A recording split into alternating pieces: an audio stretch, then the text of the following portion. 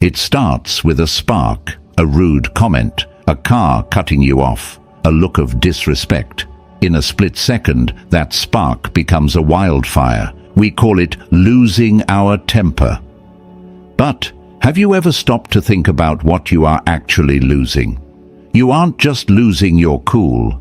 You are losing your clarity. You are losing your leverage. And most importantly, you are losing your power.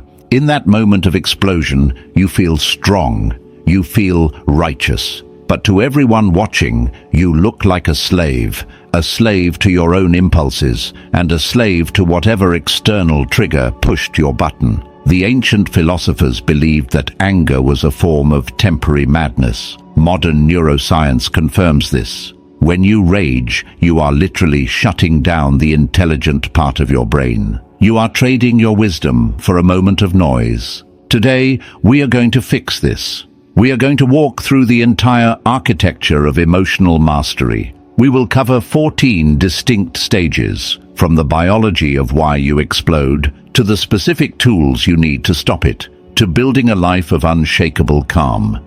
This isn't just about anger management, it's about rebuilding your mind.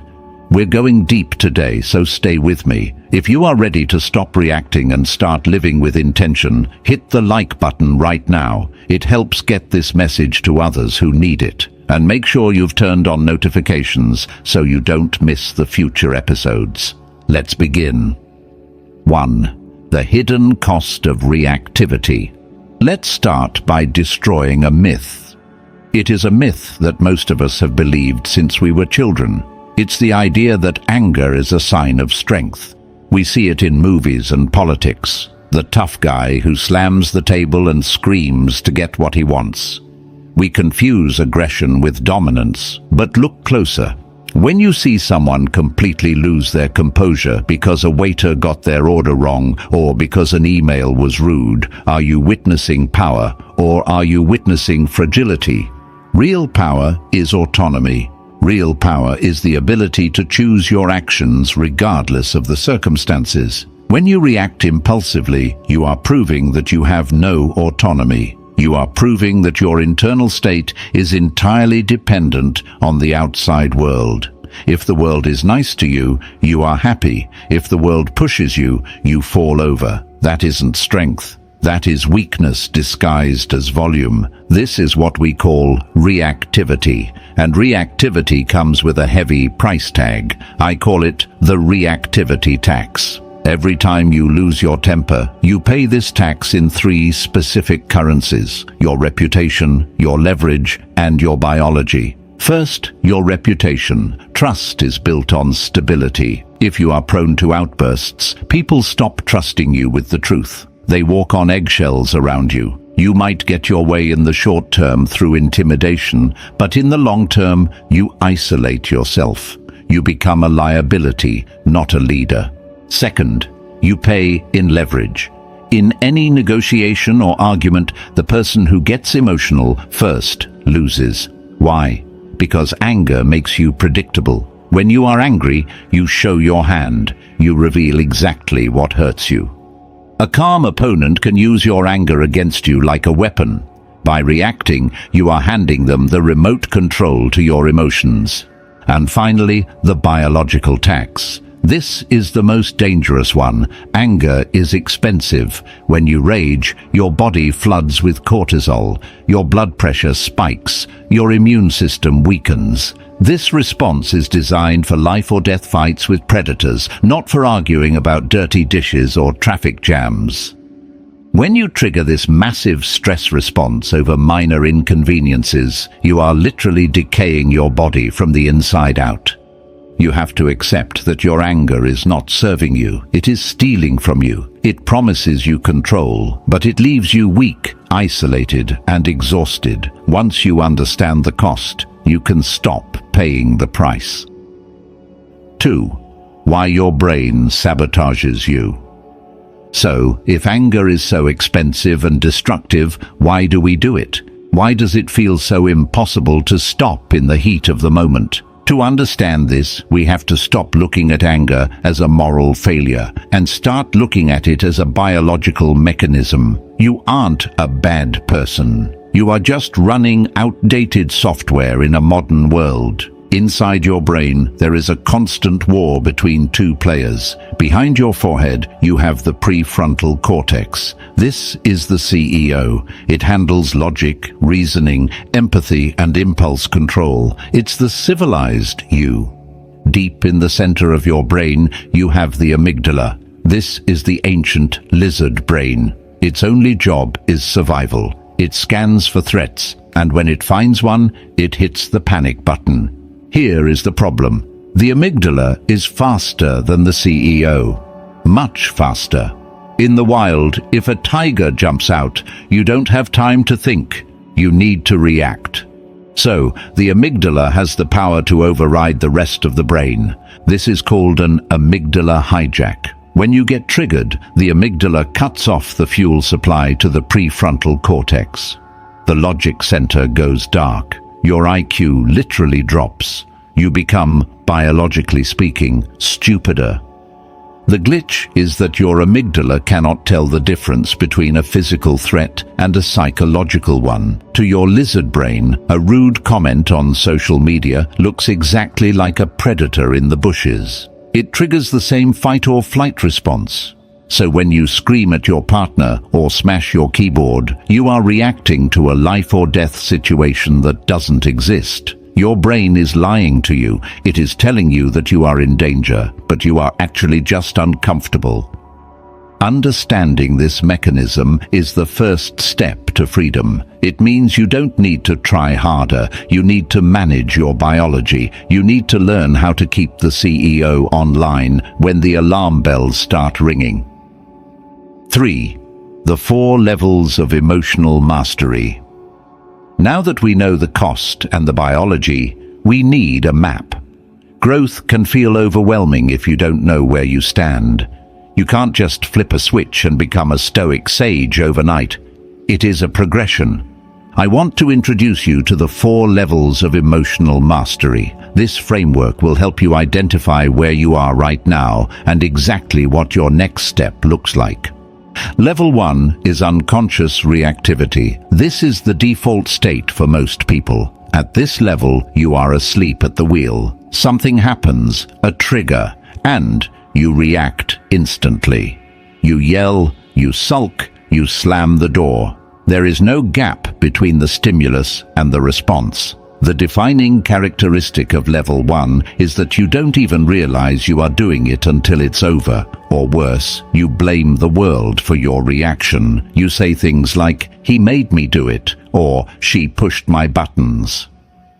At level 1, you are a victim of your circumstances. You have zero control.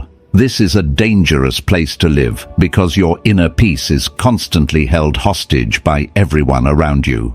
Level 2 is conscious reactivity. This is the stage of the regret. You still react. You still lose your temper. You still send that angry text. But, and this is a big distinction, you catch yourself shortly after.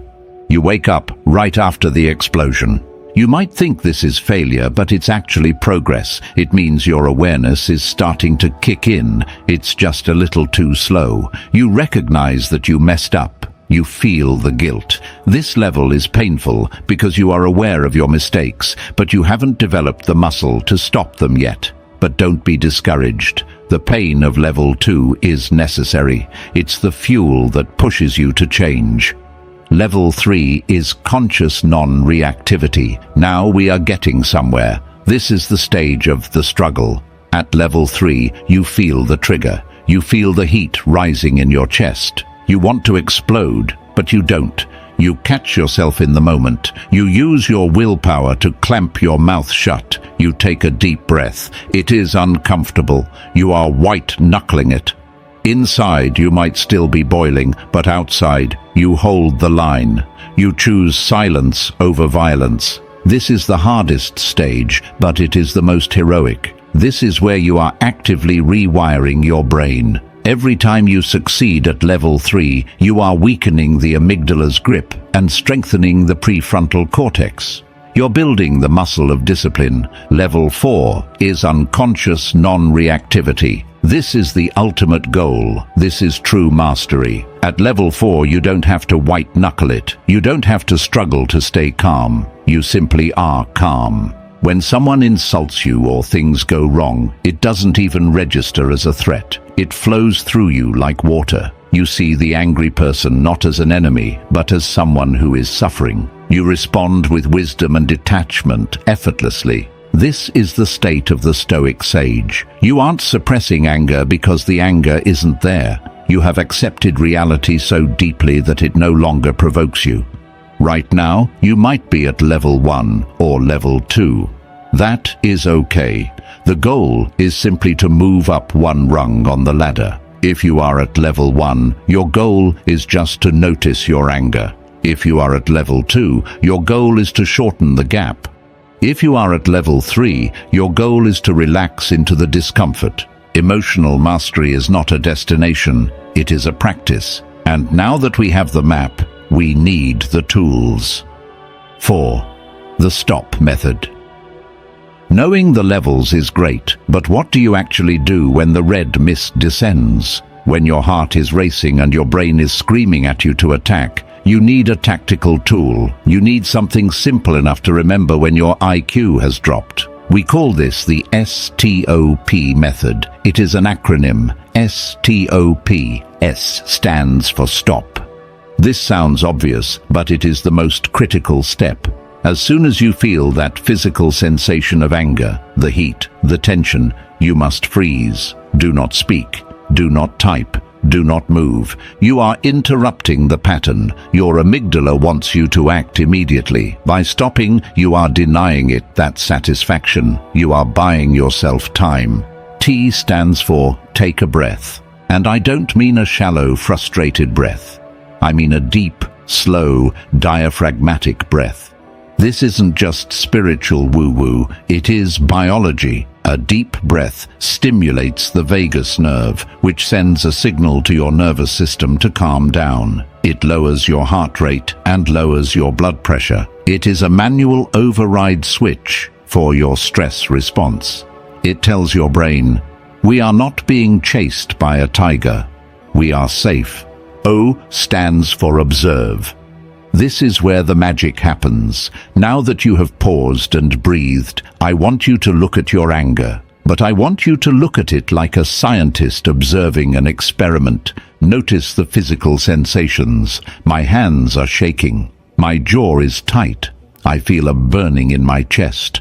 When you observe the emotion, you detach from it. There is a massive psychological difference between saying, I am angry, and saying, I feel anger. When you say, I am angry, you are the emotion. When you say, I feel anger, you are the watcher of the emotion. This separation gives you your power back. P stands for proceed. Only now, after you have stopped, breathed, and observed, do you move forward. Now your prefrontal cortex is back online. You can ask yourself, what is the best outcome here? Maybe the best outcome is to speak up calmly. Maybe the best outcome is to walk away. The action doesn't matter as much as the source of the action. You are now responding with purpose rather than reacting with pain. The stop method takes less than 10 seconds, but it saves you hours of regret. It is the bridge between the chaos of level 2 and the discipline of level 3. 5. Advanced techniques. The stop method is your emergency brake. It's what you use when the car is already skidding off the road. But true mastery isn't just about stopping the crash. It's about becoming a better driver. Once you can pause the immediate reaction, you need tools to process the emotion itself. We call these advanced techniques. And the most powerful one is cognitive reframing.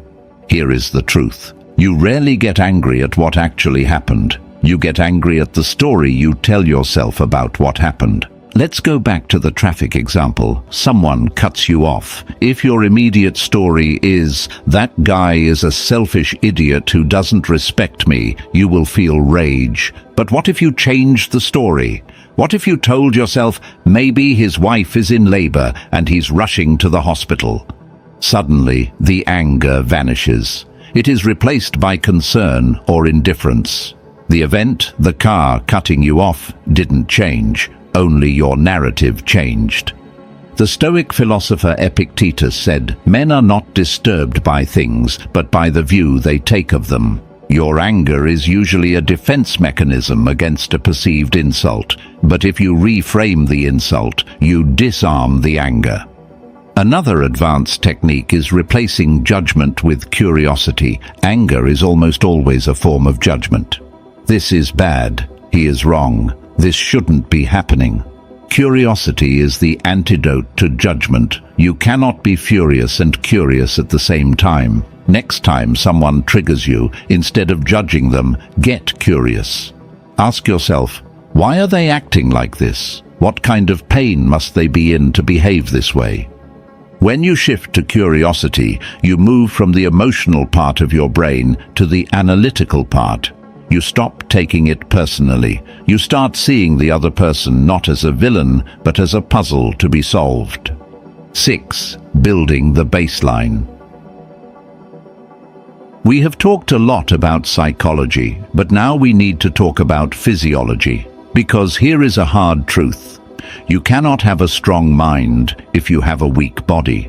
Think of your emotional control like a bank account. We'll call it your body budget. Every time you exercise patience, suppress an impulse or handle stress, you are withdrawing from this account. If your account is empty, you go bankrupt. And emotional bankruptcy looks like a temper tantrum. So, how do you keep the account full? You have to build the baseline. This comes down to the unsexy basics: sleep, diet, and movement. Let's start with sleep. When you are sleep deprived, the connection between your prefrontal cortex, the CEO, and your amygdala, the lizard, weakens. A study showed that sleep-deprived brains are 60% more reactive to negative stimuli. If you are sleeping 4 or 5 hours a night, you are trying to play the game of life on hard mode. You are walking around with a neurological disability. You will snap at people not because they are annoying, but because your brain literally lacks the glucose and the neurotransmitters to handle friction. Next is physiology. Anxiety and anger are high-energy states. If you live a sedentary life, that energy has nowhere to go. It gets trapped in your nervous system. Physical training, lifting heavy weights, running, sprinting, gives that aggressive energy an outlet. It regulates your hormones. It teaches you how to endure stress in a controlled environment so you can endure it in the real world. If you are constantly angry, before you try to meditate or journal, look at your hardware. Are you sleeping? Are you eating real food? Are you moving your body? You can't software patch a hardware problem. To be a master of your emotions, you must first be a master of your biology. 7. Your brain on mastery. Let's talk about what happens inside your head when you actually start practicing these things. Because a lot of people give up too early. They try the stop method once. They still feel angry and they say, "This doesn't work for me. I'm just an angry person." But remember this phrase: neurons that fire together, wire together. Think of your brain like a dense forest. Every time you have a thought or a reaction, you are walking through that forest. If you have spent the last 10 years getting angry at every little inconvenience, you have walked that path thousands of times. You have trampled the grass, cut down the branches, and paved a 6-lane highway of rage. When a trigger happens, your brain naturally wants to take the highway. It's fast, it's easy, and it's familiar. On the other hand, the path of staying calm is a tiny, overgrown trail full of weeds and rocks. You have never walked it before, so when you try to be calm, it feels difficult. It feels unnatural. It feels fake. But it isn't fake. it's just new. This is the science of neuroplasticity. Your brain is plastic. It can be molded. Every time you choose to take the deep breath instead of shouting, you are doing two things. First, you are hacking away at the weeds on the new path, making it a little bit clearer for next time. Second, and more importantly, you are neglecting the old highway. If you stop driving on a highway, eventually nature takes it back. Cracks appear. Grass grows through the asphalt. The connection weakens. This is what mastery looks like physically in the brain. It is the process of letting your old, reactive self die of neglect while you feed and nurture your new, disciplined self. So, do not be discouraged if it feels like a struggle at first. The struggle is the evidence that the work is happening. You are physically rewriting the architecture of your mind. You are turning that overgrown trail of patience into your new default superhighway. 8. Performing under pressure. Now, let's raise the stakes. It's one thing to control your temper when you spill coffee. It is another thing entirely to keep your cool when your career is on the line, when you're in a crisis, or when someone is actively attacking you. This is where we talk about performance under pressure. In high-stress environments, whether that's a boardroom, a sports field, or an emergency, anger is a liability. Anger creates tunnel vision. It makes you hyper-focus on the threat, which means you miss the solution. The most elite performers in the world, Navy SEALs, surgeons, professional fighters, all share one trait: low heart rate. When the chaos around them speeds up, they slow down. There is a military saying, "Slow is smooth and smooth is fast." When you rush because you are angry or panicked, you make mistakes. You fumble. You have to go back and fix things. That is slow. When you are calm, you move with precision. You do it right the first time. That is fast. So, how do you achieve this ice in the veins mentality? You have to practice outcome independence. Anger often comes from a desperate need to control the result. I need this deal to close. I need them to like me. I need this to go perfectly. When you are attached to the outcome, you are terrified of it going wrong. That fear turns into anger. The master focuses only on the process, not the result. You cannot control if the client signs the deal. You cannot control if the other person yells at you. You can only control your own performance. You can only control your own dignity. When you let go of the need to control the world, a strange thing happens. You actually get better at maneuvering through it. You become the eye of the storm. While everyone else is running around screaming, reacting and panicking, you are standing still, observing and executing. And in any chaotic situation, the person who remains the calmest is the one who automatically becomes the leader. 9. Turning pain into power. We have spent a lot of time talking about cooling down, slowing down, and stopping the explosion, but I want to be clear about something. Anger itself is not the enemy. Anger is energy. It is high-octane fuel. If you completely suppress your anger, if you stuff it down and pretend it doesn't exist, you become passive. You become a doormat. You lose your drive. The goal of metanoia is not to castrate your emotions, it is to domesticate them. Think of anger like nuclear energy. If it explodes in the open, it destroys the city. That is rage. But if you contain it inside a reactor, it can power the entire city. That is drive. This process is called sublimation. It is the alchemical art of taking a raw, destructive impulse and transforming it into a constructive action. When someone doubts you, don't argue with them. Take that heat, that feeling of insult, and channel it into your work. Let it be the reason you wake up at 5 a.m. Let it be the reason you study harder than anyone else. When you feel frustrated with your life, don't numb it with scrolling or entertainment. Use that frustration.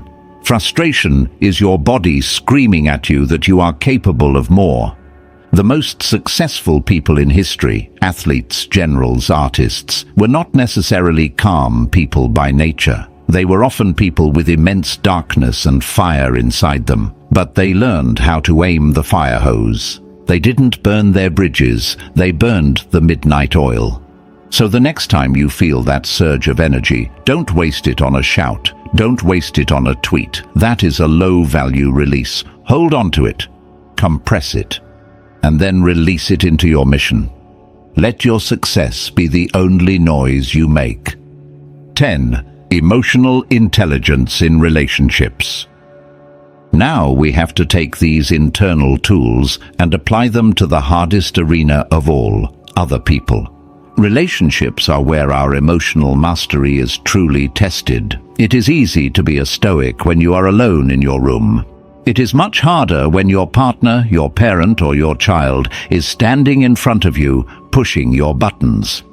The biggest mistake we make in conflicts is that we assume malice. When someone hurts us, we assume they did it on purpose. We think he is being mean or she doesn't care about me. But the truth is usually much sadder and much simpler. Hurt people hurt people.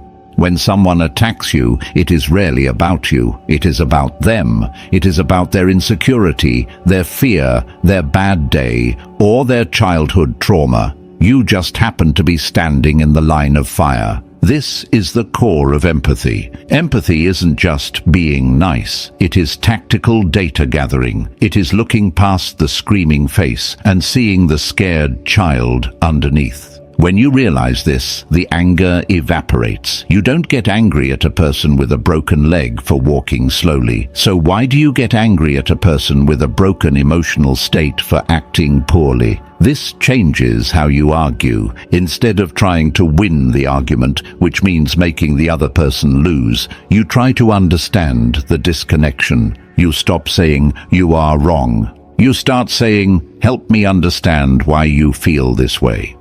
This is the ultimate de-escalation technique. When you meet aggression with genuine curiosity and calmness, you disarm the other person. You break the loop. You cannot fight a person who refuses to fight. You cannot scream at a wall that absorbs the sound.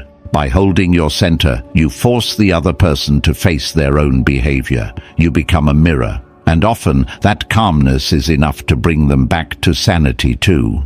Mastery in relationships isn't about controlling the other person. It is about controlling yourself so perfectly that you create a safe space for the other person to calm down.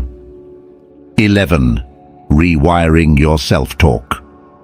We have talked about how you talk to others, but now we need to look at the most important conversation you will ever have, the one happening inside your own head. You are talking to yourself all day long. From the moment you wake up to the moment you sleep, there is a narrator in your mind. And for most of us, that narrator is a drama queen. When something goes wrong, your inner narrator doesn't just report the facts. It spins a story. It catastrophizes. You drop a glass in the kitchen. The facts. The glass broke.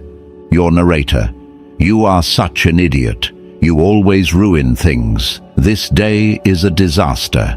Do you see the difference? The anger doesn't come from the broken glass. It comes from the commentary. This is the mechanism of cognitive distortion. We take a neutral event and we paint it with malice, incompetence, or doom. If you want to master your emotions, you have to fire that narrator and hire a new one. You have to become the editor of your own thoughts. This is not about positive thinking or lying to yourself. It is about accurate thinking. When you catch yourself saying, "He disrespected me on purpose," you have to interrupt that thought. You have to ask, is that true? Do I know that for a fact? Or am I just feeling insecure? When you catch yourself saying, "I can't handle this," you have to correct the record. No, this is difficult, but I have handled difficult things before. I can handle this. Your brain believes whatever you tell it most often. If you constantly feed it a diet of victimhood and outrage, it will look for reasons to be outraged. But if you start feeding it a diet of resilience and logic, it will start to look for solutions. You cannot control the world, but you have absolute control over the script you write about the world. Don't write a tragedy when it could be a hero's journey. 12. The spiritual side of emotional mastery. Now, we are going to go even deeper. We are leaving the realm of psychology and entering the realm of the spirit, or if you prefer, the realm of the ego. If you look closely at your anger, you will find that 99% of it comes from one source: the ego. The ego is the part of you that says, I am important, I deserve this, how dare they treat me like this? The ego is a giant target painted on your chest. The bigger your ego, the bigger the target, and the easier it is for the world to hit you. Think about it. Who gets offended easily? The person who thinks they are the center of the universe. Who is impossible to offend? The person who is humble. The person who knows that in the grand scheme of things, they are just a tiny speck on a tiny planet in a vast universe. This brings us to the Stoic practice of the view from above. When you feel your blood boiling over a parking ticket or a snarky comment, zoom out. Imagine looking at yourself from the ceiling, then from the sky, then from space. From space, you can't see the traffic jam, you can't hear the argument, you just see a blue marble floating in silence. Against the backdrop of eternity, your anger looks ridiculous. It looks small. This perspective doesn't mean you don't care about anything. It means you stop sweating the small stuff. It brings you a sense of radical humility. When you dismantle your ego, you become like the air. You can swing a sword at the air, but you cannot hurt it. The sword just passes through. When you stop defending your self-importance, there is nothing left for the world to attack. You become invincible, not because you are hard, but because you are transparent. This is the spiritual peak of emotional mastery. To be so secure in your own existence that no external force can shake your peace. 13. Living as the calm in the storm. We are reaching the end of our journey, and I want to leave you with a vision of what this looks like in practice. Many people think that finding peace means moving to a cabin in the woods, away from traffic, away from annoying bosses, and away from the noise of the world. But that is fragile peace. That is a peace that depends on the absence of conflict. As soon as you step back into the real world, that peace shatters. We are looking for something stronger. We are looking for anti-fragile peace. This is the ability to stand in the middle of a hurricane and remain completely still. Imagine a storm. On the outside, the winds are tearing trees out of the ground. The rain is violent. It is chaos. But if you travel to the absolute center of the storm, the eye, it is dead silent. The sun is shining. The birds are flying. The eye doesn't fight the storm. It exists within the storm, but it is not of the storm. This is your goal. You are not trying to stop the world from being chaotic. The world will always be chaotic. People will always be rude. Plans will always fail. Injustice will always exist. If you wait for the world to be perfect before you are calm, you will wait forever. Instead, you carry the eye of the storm with you. When everyone around you is panicking, you are the anchor. When your family is fighting, you are the void that absorbs the anger and returns love. When your company is in crisis, you are the one thinking clearly. And here is the beautiful secret. Calm is contagious. Just as panic spreads from person to person, stability spreads too. When you walk into a room with genuine, grounded authority, you change the temperature of that room. You don't have to say a word. Your presence does the work. By mastering yourself, you become a lighthouse for everyone else. You show them that it is possible to endure the chaos without being consumed by it. 14. The 30-day integration plan. We have covered the theory, the biology, and the philosophy, but information without execution is just entertainment. If you click off this video and go back to your old habits, we have wasted our time. You need a protocol. You need to retrain your nervous system. So here is your 30-day integration plan. I want you to treat this like a boot camp for your mind. Week 1, the pause. For the first 7 days, your only goal is awareness. You don't even have to stop the anger yet. Just notice it. Every time you feel irritated, annoyed, or furious, simply say to yourself, I am having a reaction. Track it. Write down how many times a day you lose your center. You cannot manage what you do not measure. By the end of the week, you will be shocked at how often your amygdala tries to hijack you. Week 2, the physiology. Now we intervene.